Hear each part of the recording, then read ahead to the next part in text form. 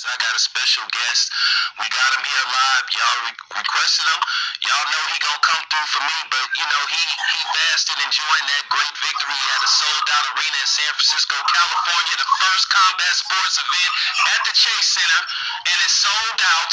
And it did great numbers despite what Sir Nose, aka Leonard Ellaby, had to say. But we got him here, the man himself, Coach Bill Haney. What's going on, Bill? Hey man, thank you, man. Town business, man. You know what it is. It's always town business. Wherever we go, it's in us, man. It ain't on us. I appreciate you for having me over here, brother. As always. Yeah, it was a sold out event, but you said it though, Town. You kept calling for it. You kept calling. You stayed on top of me. I'm glad you did, and we had a success. Unlike, like we said, others just trying to down it instead of clowning Dev. You know what I mean? It was amazing, man. The analytics behind it, content creators made money, the venue made money, the hotels, the tourism. I mean, everything was cracking, man. So, to hear somebody come out with some false reports or some false numbers, man, just shows how much odds they are to boxing and pushing the boxing back instead of pushing it forward. Yeah, Bill, that's unfortunate, but you know, as far as, you know, Leonard Ellaby go, they got to help. And, you know, I'm going to get deep with it because, you know, I know Leonard Ellaby, how he gets down. It's a shame instead of him embracing and endorsing the fact that you guys did great numbers, this man is coming up with every excuse not to make the fight. Hey, Tank was the one that said send y'all an offer. Y'all sent them an offer, and basically they turned it down. But Bill, tell everybody from your perspective what happened about the $20 million offer. Well, the thing is that, you know, for I would guess 5 years or less, give or take, we've been going back and forth with Mr. Former face of boxing in terms of, you know, everything that he'd been saying, you know, the schedules. He said he was going to put a deal on the table. He said he was going to send this and that. He said, little buddy, you know, I'm thinking about offering you this. Just said everything, like they always say, everything except best fight. And he publicly went out on Twitter and said that, you know, that he might need some encouragement or he might need some different ways that the deal can happen. I acknowledge that, you know, what he brings to the table, you know what I mean? But he also has to acknowledge that it takes two to tango, it takes two dance partners, you know, so anytime that we can negotiate to make a big event happen like this, but I mean, the 20 million was something that was a guarantee, and I knew that the guarantee from the people that I talked to, that, you know, that was the biggest guarantee that he would have seen. Not to say that that was going to be all, you know, it didn't have pay-per-view upside, you know, and all those things that go along with a mega fight. But I mean, that was the biggest guarantee. Bill, were you surprised when basically they turned down the offer after demanding and saying, hey, give us an offer and then we could talk, and then you guys basically came within a week after they said, hey, send us an offer, and that you guys were dead serious about making this fight. I mean, but you hear this. Everybody involved in making that. It's a team effort, you know, to get to that point, but it didn't get across the line, and that's when we're happy. Talking about a fight doesn't mean nothing. We talk about 1,000 fights, but to get it across the line, you know, get two willing teams to come together on it, that's when you're really happy about it. Now, Bill, for the record, Devin Haney, Team Haney are promotional free agents, so you guys have the free will to fight pretty much wherever you wanna fight. So there's no other side of the fence and last house on the left. There are any cliches preventing you guys from basically fighting anywhere and anybody. So there's no politics that would prevent you from basically fighting on any platform. No, nothing is holding us up from fighting and making the biggest fight happen. So Bill, what's the next move for Team Haney? What are you guys planning on doing next, and when can we see you guys in the ring again? Now, basically, I asked you about certain opponents, and it appears that there may be certain opponents not available. So who are you guys looking at? Right now, although you have things that can get done, obviously, you know, the space to win. The one person that we're looking at right now is Tank Davis, and that's where Devin's focus focus is. He told me to focus on making it happen. And, until we take this $20 million back to the people, it's still on the table for Tank Davis. So, as of right now, there isn't any option. So basically, you guys are gonna try to once again try to make the Tank Davis fight for some time. So, is there anything preventing Tank from fighting you guys? Is anything on his end that's preventing the fight from happening? I don't think that it's nothing. I can't speak for Tank and his team. I can just speak for us. You know what I mean? I don't know what might be preventing him. I don't know what he's in. I think he's publicly said he's the boss. He's GTD. And everyone answers to him. So that's the person that we were speaking to. Okay, so because a lot of people were confused. Frankly, Tank was saying, hey, they need to talk to me, but then he comes back and say, well, you guys are talking to the wrong people, and it appears to me that you guys directly tried to contact this guy, from text messages and him deleting tweets and everything from Eddie Hearn. So it appears to me that you guys tried to contact the direct person, but I just wanted you to clear up the confusion from your end on what basically went on yesterday as far as tweets go and the offers, because I wanted to get some clearance, because you have a lot of fake content creators putting once again fake narratives out and basically cheerleading for one of their favorite fighters and basically doing the protection plan program instead of listening to facts and listening to people that's personally involved. And that's why I brought you on here. So I just wanted you to let everybody know what was really going on from your perspective instead of listening to content creators who don't fucking cover fights. Hey, listen, man, when it's on town business, it's official. It's really out to town, man, you dig?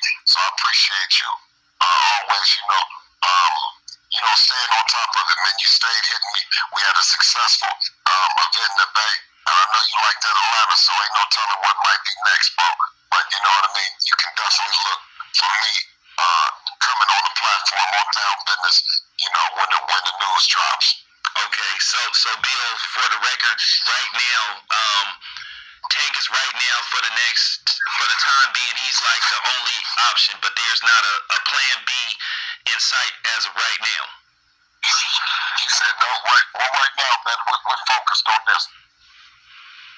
I don't understand, Bill, when Devin is hot, coming off a great victory off a more than credible opponent. I'm talking about, look, Regis at the end of the day, Regis was ducked by a lot of people. A lot of people didn't want to get in the ring with this dude. You can make an argument that he still should be undefeated until up to Saturday when he fought dead, because I thought he did enough to beat Josh Taylor. But at the end of the day, he didn't get the nod, and a lot of people ducked him. And you guys went up to 140 and said, hey, give me this dude. So, at the end of the day, you guys had a great year. I mean, Devin beat Lomachenko, and I'm going to say something else. I was at the fight. Devin clearly beat Lomachenko.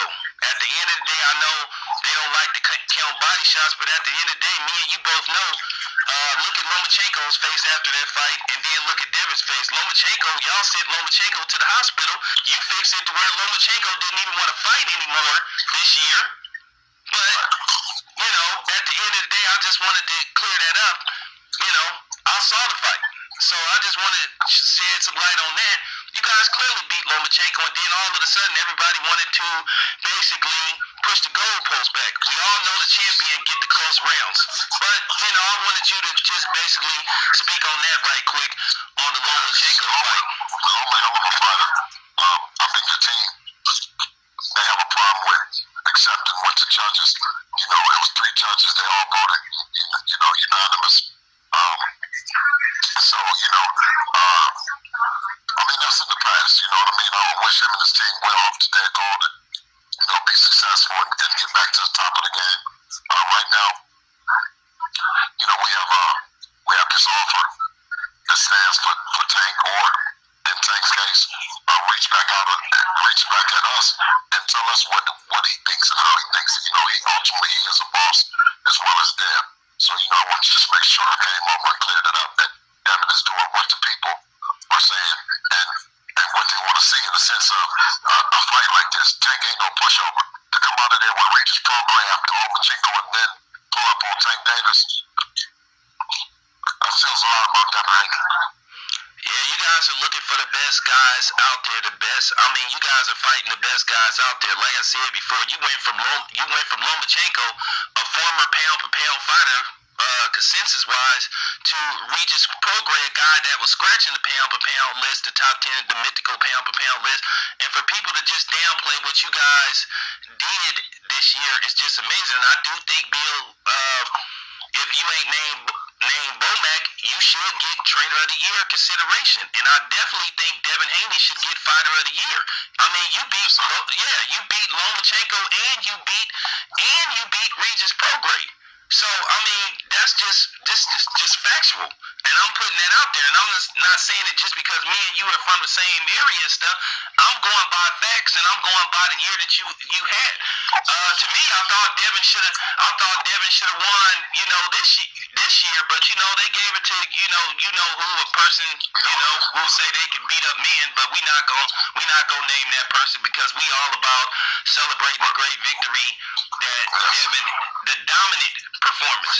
I mean, Devin won. To me, Bill, to be honest with you, I had Devin winning every round except the 12th because he took his foot off the gas, but Devin was in cruise control.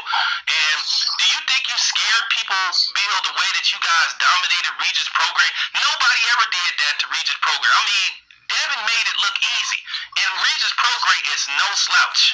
So do you think you scared people a little bit, a lot of guys out there? Do you think now it's like, well, maybe Devin ain't no, but I think that it gives them more to look at. You know what I mean? Give them more to see that Devin has more dimensions in this game. But they're running out of time, man. The walls is closing in, and it's gonna be fight or flight town. You know what I'm saying? Yeah. Either they're gonna step up, man, or they're gonna get stepped on. You dig? And that's just the way we're doing it. So Bill, for the record, I wanted to know, what's the short-term plan? So, are you guys gonna have a long campaign at 140, or you guys just trying to get a couple of good fights at 140 before you start to move up at look and see what's options for 147? So, I mean, he just got to 140 pounds, so obviously going up to 140. 47 would mean that he can campaign at both, or he can drop back down. Right now it's about making the best fights, and the biggest and best fights happen for the people they calling for. Is Gervonta Tank Davis, and I'd hate for us to make a fight happen, and then they tell us, oh, well, you never want to fight Tank, or you never made yourself available. So right now, that's the fight to make. That's the fight that people want to see, and that's the fight we're focused on. all right, you guys, so you heard for the record that Team Haney is going to try to wait this out, and they're going to try to go back to the table in all likelihood and see, okay, what's the next move to make this fight happen. So, as you can see, it's better to hear straight from the horse's mouth than to listen to people, once again, that don't cover fights, that are emotionally invested in one fighter versus the other.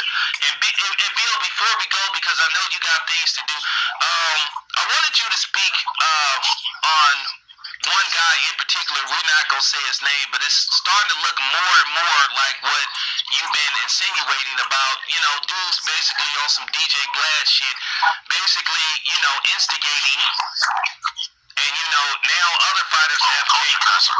Yeah.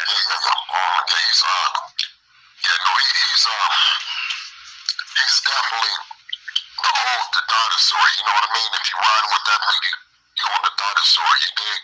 Because now the coverage is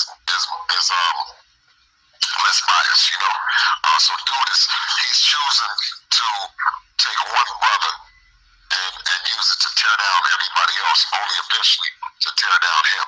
You just watch and see what I'm saying. Yeah, I don't understand that. But Bill, I also wanted to say that I really commend you for what you became and how you evolved, basically coming from the streets of Oakland and then, paying your debt to society and then making sure that Devin stayed away from what you went went through.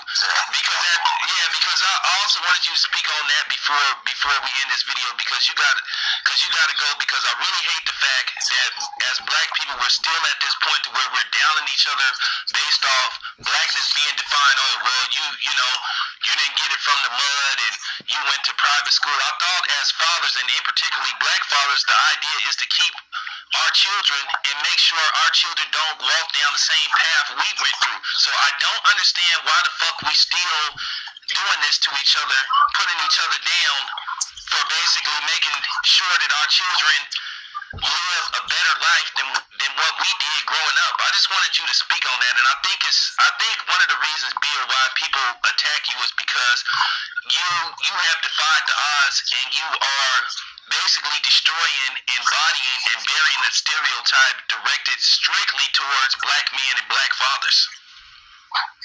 Oh, absolutely. That's a narrative that I want to tend to keep on, breaking that stereotype that as black men, especially, we get in a position with our sons or our daughters that we're no longer affected.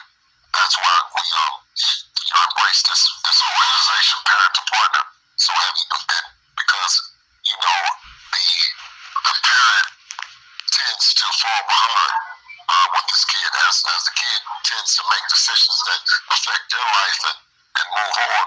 Making that transition from parent to partnership can be difficult sometimes. And me and Devin, I always say that's one of my best friends. And I only got a couple, and he's one of them. But